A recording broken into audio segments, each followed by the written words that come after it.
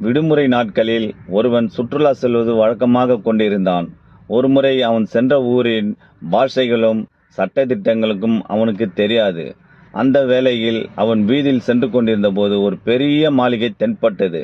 அந்த மாளிகையில் எல்லோரும் வருவதும் போவதுமாக இருந்தார்கள். இவனும் ஆச்சரியத்துடன் அந்த மாளிகையில் உள்ளே சென்றான். சென்றபோது அவனுக்கும் நல்ல விருந்துகள் கொடுக்கப்பட்டது. விருந்து கொடுத்து முடித்தவுடன் அவனுக்கு பில்லு கொடுத்தாங்க. அந்த பில்லை வாங்கி அது பில்லு தான் என்று தெரியாமல் அந்த இடத்தை விட்டு நகர பார்த்தான். ஹோட்டல் மேனேஜ்மெண்ட் இது நீங்க சாப்பிட்டதுக்கு பில்லு கட்ட வேண்டும் என்று சொன்னார்கள். அந்த பாஷை புரியாமல் அவன் தேங்க்யூ தேங்க்யூ என்று சொல்லிக்கொண்டே அந்த இடத்தை விட்டு நகர பார்த்தான். கடைசியில் அவனை கோர்ட்டில் ஒப்படைத்தார்கள்.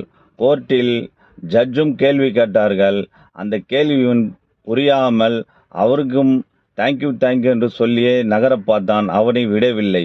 முடிவில் அந்த ஊரின் சட்டத்திட்டத்தின்படி கழுதையின் மீது அவனை அமர்த்தி ஒரு வாசக பலகையும் எழுதி வைத்தார்கள். அந்த வாசக பலகையில் இவன் ஒரு மோசடி பேர் வழி என்று போர்டு எழுதி இவனை ஊர்வலம் கொண்டு சென்றார்கள்.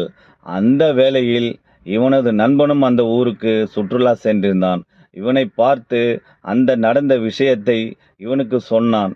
அதை கேட்ட அந்த மூடன் இவனை இந்த உலகம் இந்த சமூகம் நம்மளை பாராட்டி விழா நடத்துகிறது, இதை இவனால் ஏற்றுக்கொள்ள முடியவில்லை என்று அந்த நண்பனை சாடினான். அந்த இடத்தை விட்டு அவனும் நண்பனும் சென்று விட்டான். இந்த கதையில் என்னவென்று தெரியும் பார்த்தால், வாழ்க்கையில் ஒரு பாஷை இருக்கிறது. நம் வாழும் வாழ்க்கையில் ஒரு பாஷை இருக்கிறது. அந்த வாழ்க்கையின் பாஷை புரியாமல் நம்மில் ஒரு சிலர் அவர்களது அகங்காரத்தின் பிடியில் இருந்து கொண்டு ஒரு சில நிகழ்வுகளை அவர்கள் சொந்த விருப்பில் உணர்ந்து கொள்கிறார்கள். இப்படி உணர்ந்து கொண்டால் வாழ்க்கை சுகமாக இருக்காது. அந்த அகங்கார பிரம்மையில் இருந்து விலகி இருந்தால் மட்டுமே நம்மால் கடவுளை உணர முடியும்.